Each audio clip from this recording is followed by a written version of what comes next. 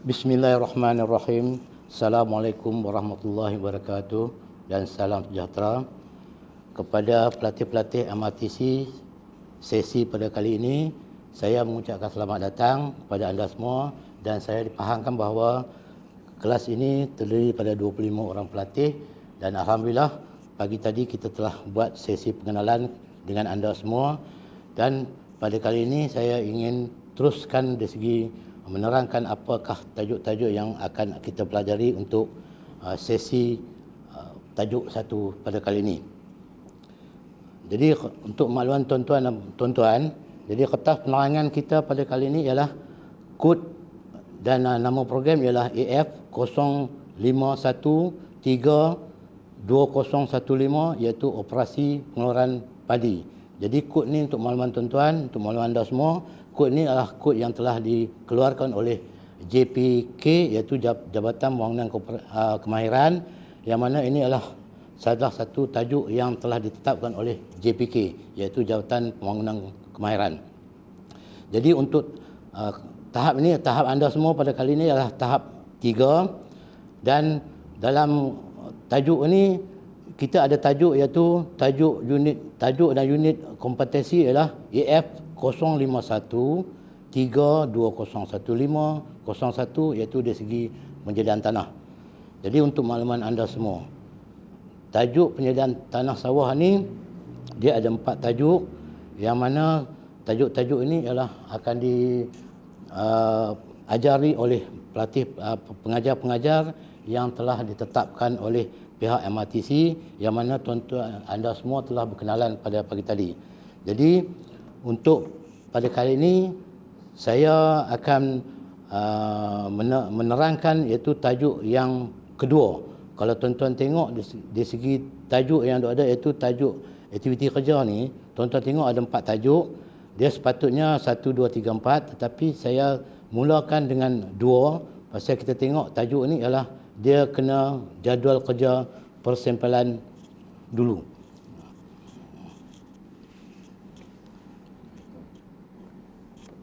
Baik, tajuk yang akan saya ajar pada anda semua pada kali ini, hari ini ialah penjadualan penyediaan tanah sawah.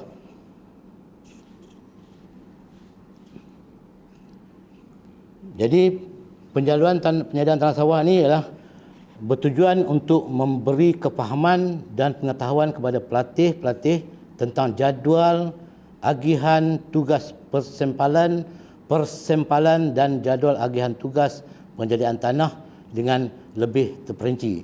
Jadi pada kali ini anda semua akan diajar dari segi cara-cara bagaimana kita nak mengambil sampel tanah dan juga macam mana kita nak menyediakan jadual-jadual tugas untuk kita menjalankan aktiviti persawahan, terutama sekali khasnya dalam tajuk ini ialah dari segi penyediaan tanah. Baik, yang pertama kita akan tengok dari segi jadual agihan tugas persempalan. Jadi kalau anda tengok semua tu dia ada 6 kaedah yang perlu dipatuhi untuk kita menjalankan tugas-tugas dari segi persempalan tanah, iaitu yang pertama dia ada pengambil sampel, yang kedua bilangan petak sawah, yang ketiga bilangan sampel tanah, yang keempat koordinat persempalan, yang kelima kedalaman sampel tanah dan yang keenam tempoh penjadualan persempalan.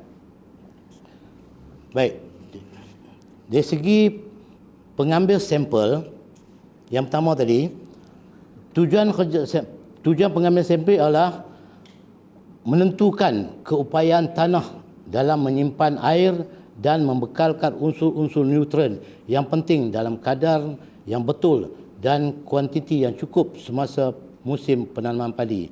Jadi maksudnya di sini tuan-tuan, kita kena pastikan bahawa apabila kita nak mengambil sampel, kita kena pastikan sebelum penanaman padi berlaku dijalankan, kita kena pastikan bahawa nutrien-nutrien yang diperlukan oleh tanah cukup untuk pokok-pokok padi yang akan kita tanam selepas pada ni. Baik, seterusnya yang kedua, bilangan petak sawah. Bilangan petak sawah yang kurang daripada 1 hektar ataupun kurang daripada 30 hektar, sampel tanah yang seberat 0.5 kg iaitu setengah kilogram tersebut boleh mewakili kawasan tersebut. Jadi di sini tuan-tuan semua, maksudnya setengah kilo sampel tanah tu boleh mewakili 1 hektar ataupun kurang daripada 30 hektar. Jadi kalau kita memerlukan lebih pada 30 hektar, maksudnya kita memerlukan lebih banyak sampel tanah lah untuk kita jalankan dari segi persempalan ni. Baik, seterusnya yang ketiga, bilangan sampel tanah. Bilangan sampel tanah yang perlu diambil 0.5 kg mewakili keluasan kurang daripada 1 hektar ataupun kurang daripada 30 hektar. Macam mana yang saya terangkan awal tadi di segi bilangan petak sawah tu, jadi bilangan sampel tanah adalah bersamaan dengan 30 hektar dengan cukup dengan setengah kilogram yang kita ambil untuk persempalan tersebut. Dan dari segi bilangan sampel tanah juga kita perlu mengambil 15 ke 20 sampel secara lawak, gaul dengan sempurna dan jadikan satu sampel tanah. Jadi maksudnya secara awak kita ambil, kita kena gaulkan tanah tersebut dan dijadikan satu sampel. Seterusnya di dalam sampel pengambilan sampel tanah juga diperlukan tenaga kerja dan juga pengambil sampel. Keperluan tenaga kerja untuk menjalankan pengambilan sampel tanah adalah bergantung kepada keluasan dan kuantiti sampel yang diperlukan. Keperluan optimum bagi satu kumpulan persempalan tanah adalah seperti iaitu 3 orang, yang kedua 1 orang pekerja am dan juga yang ketiga 2 orang pekerja am ladang.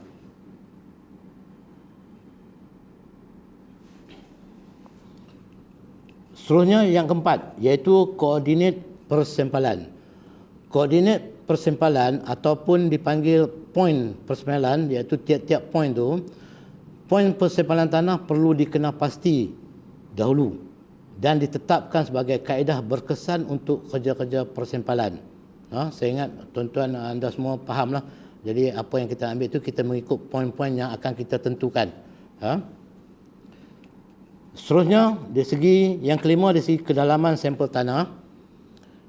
Kedalaman sampel tanah perlu diambil iaitu kalau di dalam tanaman padi, dia ada 3 kaedah tu. Di dalam tanaman padi kita memerlukan 0 ke 25 cm. Bagi untuk sayuran diperlukan kedalaman sampel ialah 0 ke 25 cm juga. Tetapi untuk buah-buahan keperluan untuk sampel tanah antara 0 ke 25 cm dan juga 25 ke 50 cm. Seterusnya yang terakhir iaitu dari segi tugasan persempalan ialah tempoh penjadualan persempalan. Jadi dalam tempoh penjadualan ni kita memerlukan dua tarikh iaitu sebelum penanaman dan juga selepas tuaian padi. Jadi 2 tarikh ni kita perlu ambil untuk memastikan dari segi sampel tanah tu berkesan tak ataupun sesuai tak untuk penanaman padi kita. Jadi persempalan tanah biasanya dibuat sebelum ataupun selepas aktiviti penuaian. Jadi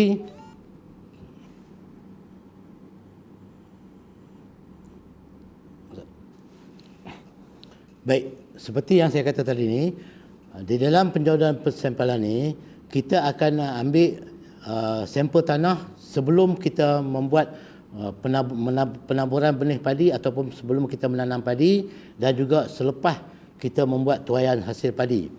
Jadi sampel-sampel tanah ni yang dalam 2 kaedah ni kita akan hantar kepada makmal untuk dibuat analisa dan keputusan-keputusannya akan kita tahu selepas penganalisan dibuat.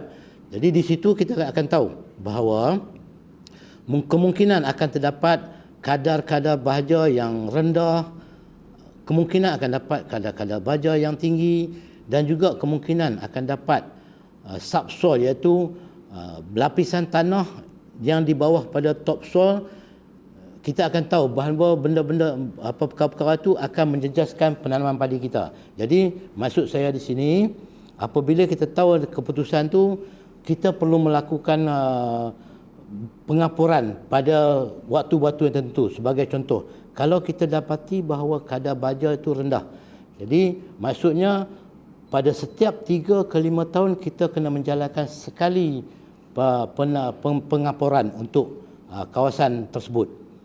Dan juga jika kita dapati dari segi analisa itu, keputusannya adalah kadar baja itu tinggi. Jadi maksudnya pada setiap 1 tahun ataupun 2 tahun kita kena menjalankan pengapuran pada kawasan tanah tersebut. Dan juga begitu juga kalau kita dapati bahawa lapisan topsoil tu dia kurang daripada subsoil tu, jadi pada setiap 10 tahun kita kena menjalankan pengapuran untuk kita menentukan bahawa segala nutrien-nutrien dalam kawasan tanah tersebut dapat dijalankan untuk penanaman padi seterusnya.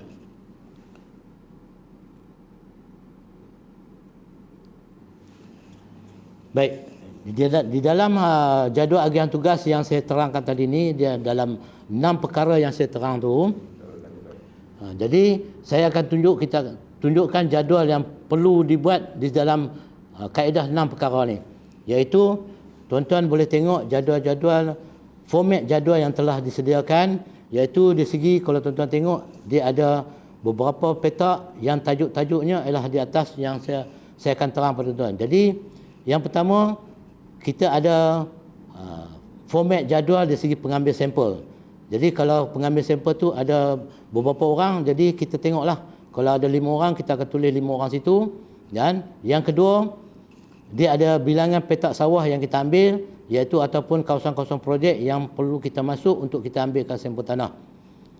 Seterusnya yang ketiga, di segi keluasan petak. Jadi kita kena catatkan keluasan petak di kawasan tersebut yang kita ambil tu mewakili, macam saya kata awal tadi ni, kalau satu sampel tu dia boleh mewakili 1 hektar ke 30 hektar. Jadi kita perlu tengok, kita perlu tulis di situ keluasan kawasan tu adalah berapa hektar. Jadi kalau kata kawasan itu ialah 10 hektar, jadi mungkin cukup dengan 1 sampel. Kalau kawasan tu 50 ke 60 hektar, dia memerlukan 2 ataupun 3 sampel. Seterusnya, bilangan sampel yang perlu kita ambil.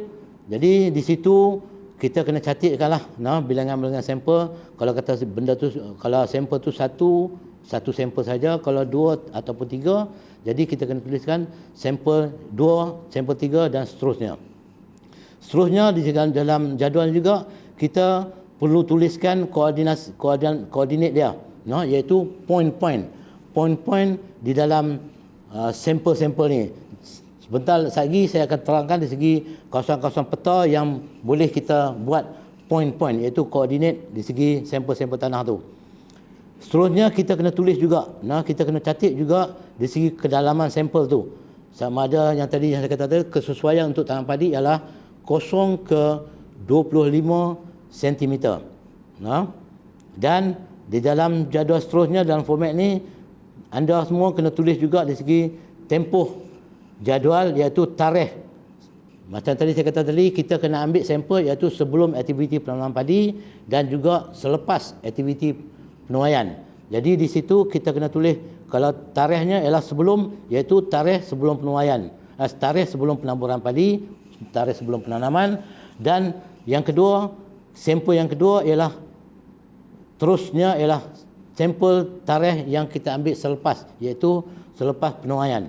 Jadi untuk maklumat anda semua, sampel penjadualan ni ialah, kalau tuan-tuan tengok kita ambil sampel sebelum penanaman, kalau tempat yang sama juga kita akan ambil untuk sampel untuk selepas tuaian.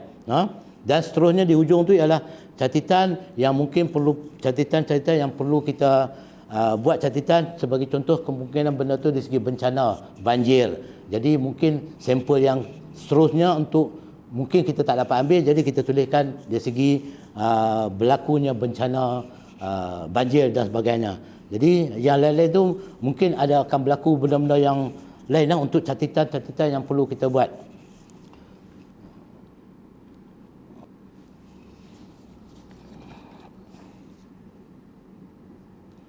Baik, seterusnya dari segi tajuk penjaduan sampel tanah dan juga penyediaan tanah ni, iaitu dalam tajuk kecil yang kedua, iaitu jadual agihan tugas penyediaan tanah.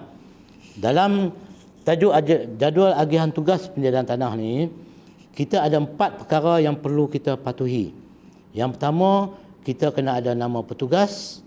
Yang kedua, kita kena pastikan lokasi petak sawah. Yang ketiga, kita kena pastikan keluasan petak sawah. Dan yang keempat, kita kena pastikan tarikh aktiviti kerja-kerja penyediaan tanah sawah tersebut.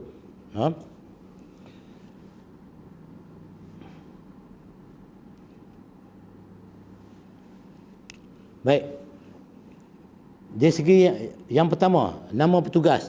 Nama petugas adalah penting sebagai rujukan sekiranya timbul sebarang masalah ataupun keraguan berkenaan kerja-kerja yang dilaksanakan. Maksudnya apabila kita menjalankan kerja-kerja ni, kemungkinan ada masalah-masalah yang mungkin akan timbul. Jadi kita kena pastikan bahawa petugas yang berkenaan perlu menyatakan bahawa apakah masalah-masalah, pasal dia saja, petugas tu saja yang tahu apakah masalah-masalah yang terjadi berlaku apabila semasa kita mengambil persempalan tanah tersebut. Seterusnya, yang kedua, dari segi lokasi petak sawah. Lokasi petak sawah mesti dikenapasti dan ditandakan untuk mengelakkan daripada berlakunya kesilapan semasa kerja-kerja penyediaan tanah sawah. Jadi di sini anda semua kena faham bahawa lokasi itu adalah sangat penting dan mesti dikenapasti dan ditandakan supaya tidak berlaku sebarang kesilapan semasa kita menjalankan kerja-kerja penyediaan tanah sawah.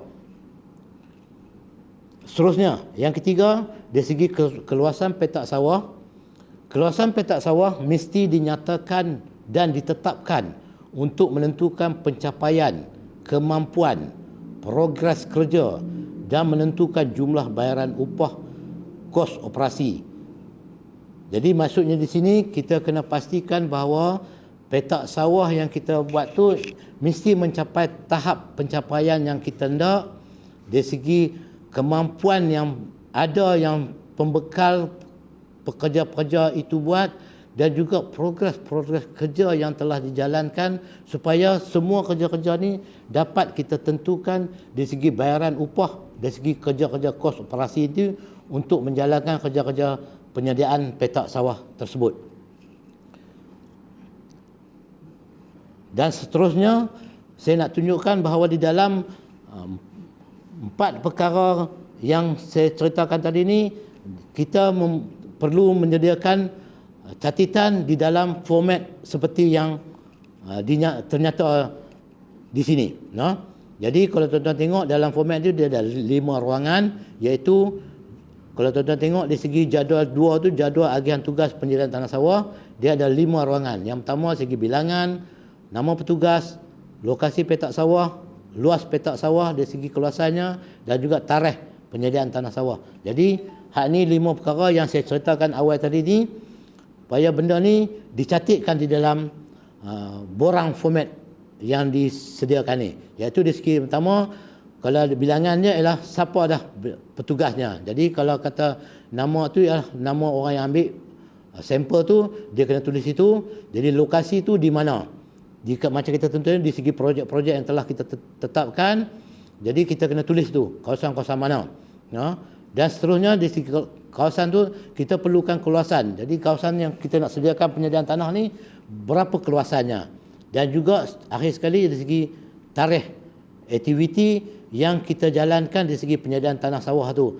Sebelum kita, macam saya kata tadi, sebelum kita buat bayaran tu, kita kena pastikan tarikh tersebut bila penyediaan tanah ini berlaku.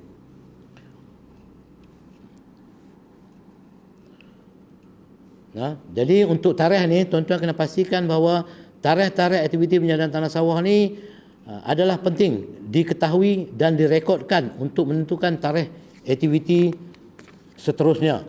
Jadi kalau tuan-tuan sedia maklum, tarikh-tarikh inilah cukup penting apabila tanah sawah telah disediakan untuk menjalankan kerja-kerja yang seterusnya di segi menabur benih ataupun menanam, dan seterusnya kerja-kerja di segi aktiviti untuk penanam padi seterusnya.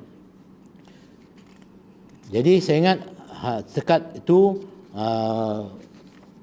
kertas penerangan kita untuk kali ini, dan apa-apa nanti kita akan rujuk kepada perjumpaan kita seterusnya. Sekian, terima kasih. Wassalamualaikum warahmatullahi wabarakatuh.